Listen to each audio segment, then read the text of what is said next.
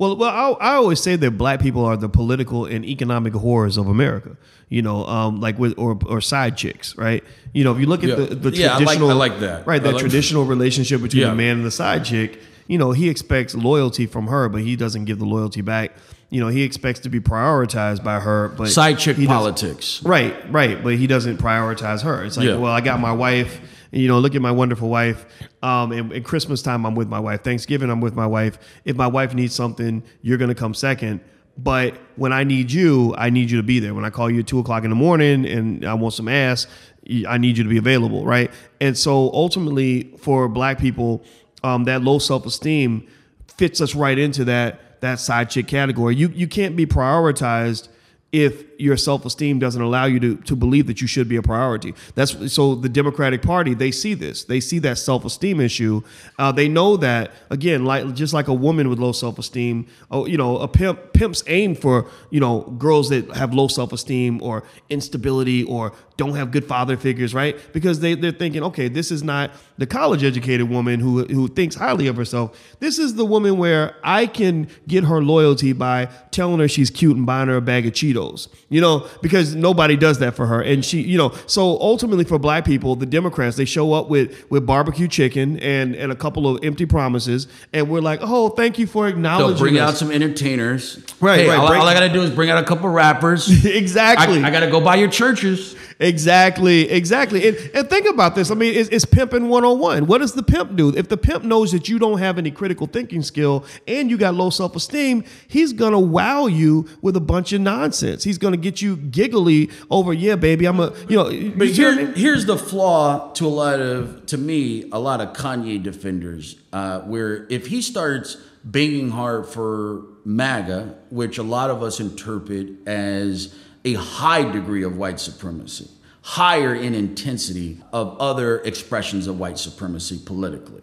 At least this is the interpretation, I believe, of the masses in terms of what Donald Trump means when he says, make America great, and in what Donald Trump believes in.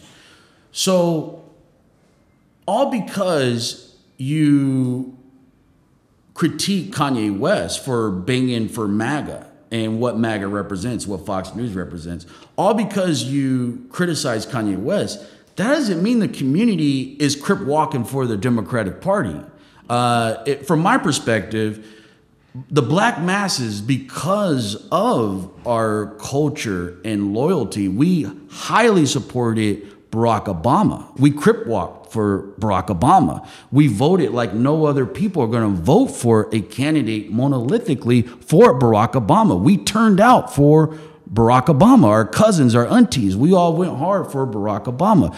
But at least my experience, I don't see rappers, a lot of people in our community banging for the Democratic Party. We may, back a candidate, we may like a candidate, but I think the consensus within the black community is no. I'm not going to bang for the Democratic Party like Kanye West is banging for MAGA. So it's a false kind of assumption that because I'm not with Kanye West and he's banging for MAGA, that doesn't mean I'm crip walking for the Democratic Party.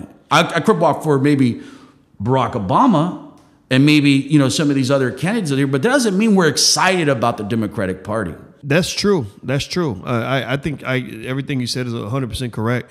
I personally think that we got to just take a moment. We got to have a freeze moment and ask ourselves, why are we getting our political views from rappers anyway? Rappers are not typically the best qualified to do political analysis. I'm going to tell you why. Why is that? I'm going to tell you why. So I grew up with brothers. I grew up with brothers who did not have strong fathers. There wasn't a strong father present. There wasn't a strong father in their life. And what I've seen with these brothers in the way they talk about rappers into their 20s, into their 30s, into their 40s, is that these rappers, these hip hop artists, because there's so much delta in terms of the gap between the black man and the black father. If I'm not going to church, if I'm not going to the mosque, if I'm not going to any type of cultural center and I don't have a spiritual outlet, my father's not really involved in my life, that rapper comes in for a lot of black men as the prophet, as the father. And just my experience in LA in terms of how, I can't exclude totally myself from this, but a lot of black men, we grow up with these rappers and their messages and their guidance, and this is how you do things, and this is what's cool. That void of the black father, that rapper has stepped in, and he's the prophet, he's the father. And that's how people can listen to Kanye West and treat him like a prophet. And he sees that. He's intelligent enough to see that. I'm going to call myself Jesus for you niggas, right? Or Jay-Z, he's going to say, I'm going to call myself Hove, right? Yeah. And I believe the gap between the black man and the black father being heavily weighted in their lives, that rapper has kind of came in that door. Yeah, and I just think, you know, if you look at a rapper like a father figure, I hope it's the right rapper, you know, because have you heard black men talk with kind of the reverence you would for like a father or a preacher or an imam or somebody who's doing a lot of, like, what's your personal experience in terms of how brothers have kind of held rappers on a pedestal beyond what you would a normal artist? Yeah, it's I mean, brothers definitely do that, and the studies actually show that black people actually follow the words and advice of entertainers more than other groups of people. You know, Nielsen did a study on that. They pretty much went and told the white corporations, if you want to sell your product to black people, get an entertainer to endorse it, because black people are more susceptible to the viewpoints of entertainers. They're more influenced by that. If I'm not getting my teaching from complimenting my mother, if I'm getting the teaching from the father, I'm not in the church, I'm not in the mosque, I'm not in any of that stuff, where's my guidance going to come from? Right, and it's a scary thing, because most of these rappers are controlled by who. You know, white supremacist organizations. I disagree with that. Who have, well, a lot of them. When you say controlled, Jay-Z with Rockefeller, Rock Nation, was he controlled early on? Because they went to go do their own thing. There's nobody in a Klan suit. There's no group that's in Jay-Z's head saying, write these lyrics. You know, you talking about this and that. There's nobody in the studio with Lil Wayne saying this and that. They may finance because they can see a profit, but I believe that the white mind that would invest in an X-Clan, that would invest in a Public Enemy, that in terms of the 80s and 90s, they invested in conscious rap because they saw a profit. But I don't buy into that, you know, these white folks are forcing these rappers to do anything. Meaning there's a partnership, as you discussed early on, where we both want to make money, let's make a deal. Yeah, I wouldn't say that they're forcing them. I would say that they're heavily incentivizing them to make certain choices. Remember, you know, to me, the power goes to whoever greenlights your album, whoever decides to take it off the shelf and put it out. That's where the power is, right? So they're not going to ever, I don't think they're really, it doesn't seem like they will really tell you, we need you to rap about, you know, bitches and hoes and guns and money and drugs and all that. I think that they do show a preference, right? Like, for example, look at these crazy ass rappers they got out now. The ones that mumble, look like they dropped out of school in the second grade.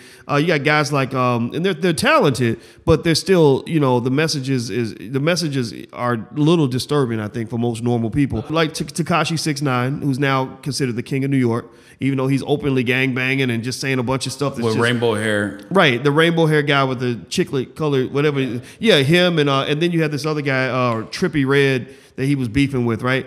And somebody hit me up. They said, well, you know that Trippie Redd and Tekashi 6ix9ine, they're beefing, but they're both controlled by the same Jewish man. They're both managed. I would say controlled, managed by the same Jewish guy. So, you know, I do think that when you look at ownership in media.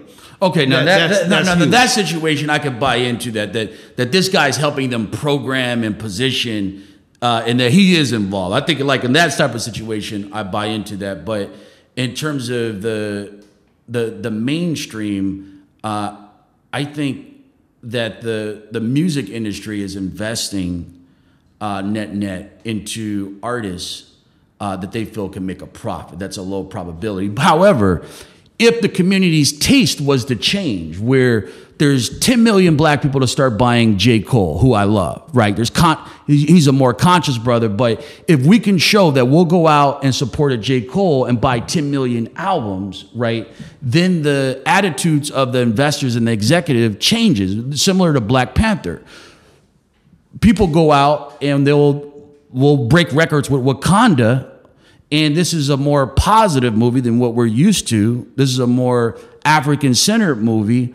And so the money will flow into more Wakandas. And so, again, I just think that there's a division between accountability of the establishment in terms of the folks in power and what's going on with our taste, what's going on with our choices that's driving these perverse economics.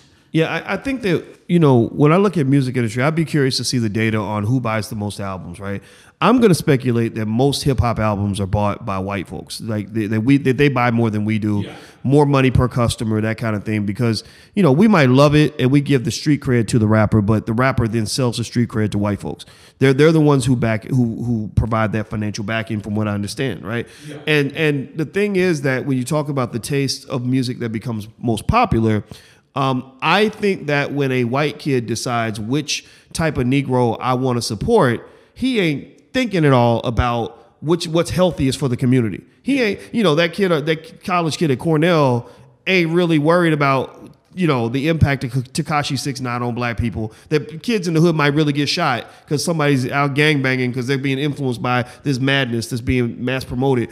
He's just like, I think the music's hard. I think it's dope. So you present that white kid at Cornell, hey, you can listen to Tekashi 6ix9ine, which is like banging and fun and radical and crazy. He's got a machine gun in the video. Or you can listen to J. Cole, who's going to give you some consciousness and some black power and some unity. A lot of these white kids are going to be like, no, I want this because, number one, in their mind, maybe that's more exciting. Like they like that. The same reason we like gangster movies. Like a lot of people don't want to really see Italians on screen unless they're in the mafia, right? And, okay, I think I see where you're going. You're saying that non-black consumers are driving the numbers, and so the black community is just going to get the artists who are really, really bad. Meaning that if the non-black consumer likes the really, really bad stuff.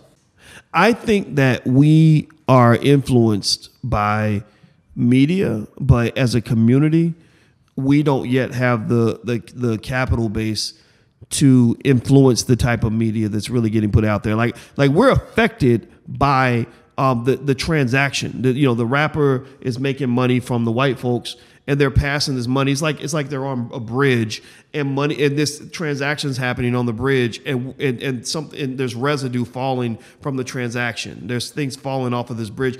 We're below being affected by what's falling, the fallout from the transaction, but we can't impact what's happening at the top. So basically, we're the ones whose communities get all up because we got rappers running out here talking about murdering little kids and raping women and giving all their money away and going to prison. But for white folks, it's entertainment. It's like it's not in any way. A white kid in college is not going to listen to a Tekashi 6ix9ine or to a Trippie Redd or whatever, or to a mumble rapper or a Kodak Black and say, I want to be like him. He's like, no, that's the nigga who entertains me. I'm going to go work on Wall Street. But there are kids in the hood who look at a Kodak Black and say, oh, okay, that's what a black man's supposed to be. And that's why I think black people have to kind of speak out on this sort of media and actually develop media outlets of our own so we can kind of counter that.